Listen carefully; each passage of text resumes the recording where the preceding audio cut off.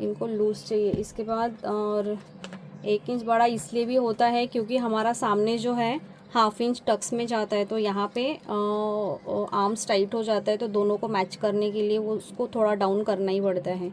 देखिए यहाँ पे अगर मैंने 1/2 इंच एक्स्ट्रा की तो हम लोग सामने का पल्ला नाप के देखते हैं। ओके, तो ये देखिए ये यहाँ से नहीं, ये भी मैंने उतना ही रखी।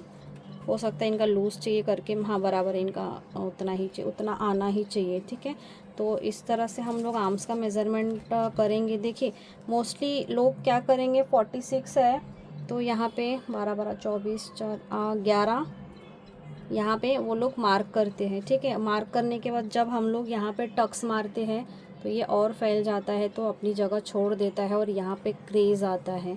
आपको समझ रहा है कैसा, मतलब जब हम लोग गला काटते हैं ना तो ये एक्चुअली पसर जाता है ऐसे।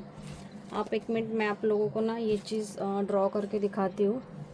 ये देखिए, ठीक 1 मिनट, आपको समझ में आ ही जाएगा ये चीज़। ओके, ये हो गया हमारा बेस। ठीक है, अब मैं यहाँ पे मार रही हूँ टक्स। टक्स मारने के बाद ये फैल जाता है। ओके, ये फैलने के बाद ये भी इधर आ जाता है, क्योंकि हमारा मेन शोल्डर जितना रहता है 14 तक के वो फैलता है। हम लोग इसको छोटा करके लेते हैं, लेकिन एक्चुअल उनका होता है इतना, और ये इतना फैल जाता है। फैलने के बाद आपका फिटिंग यहाँ था, यहाँ से यहाँ आ रहा है, तो इतना क्रेज तो आपको आना ही है। मतलब ये देखिए इतना झोल आपने आना ही है। इसकी वजह से चेस्ट का मेज़रमेंट अलग लगाते हैं हम लोग, और ब्रेस्ट का मेज़रमेंट, अपर चेस्ट का मेज़रमेंट अलग लगाते हैं। चेस्ट ब्रेस्ट, ठीक है, इसको चेस्ट बोलते हैं, अपर चेस्ट भी बोल सकते हैं चेस्ट। और यहाँ पे जो ब्रेस्ट होता है वो ब्रेस्ट की आपको लंबाई भी लेनी होती है। जहाँ पे हमारा देखिए ये एपेक्स पॉइंट आता है, इसको ब्रेस्ट लेंथ बोलते हैं। तो ये हेल्थ के अकॉर्डिंग ही रहता है। और इनका 10.5 है, तो हम लोग जब टक्स वाला सिलते हैं तो 1/2 इंच नीचे करके सिला जाता है ताकि पॉइंट ना दिखे। तो और ये ब्रेस्ट डाउन है, इनका 13.5 का डाउन है, तो 1/2 इंच मैंने स्टिचिंग के लिए लिया है। तो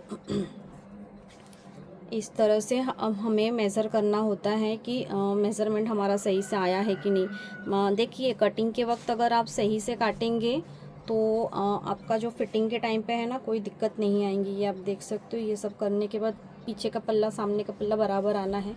और यहाँ से मैंने कोई डाउनिंग नहीं दी हूँ, क्योंकि देखिए ये चीज़ जब इधर जाता है ना तो ये चीज़ ऐसे खींचता है, यानी गले को टाइट कर लेता और ये इधर जाता, ये बराबर बैठता है।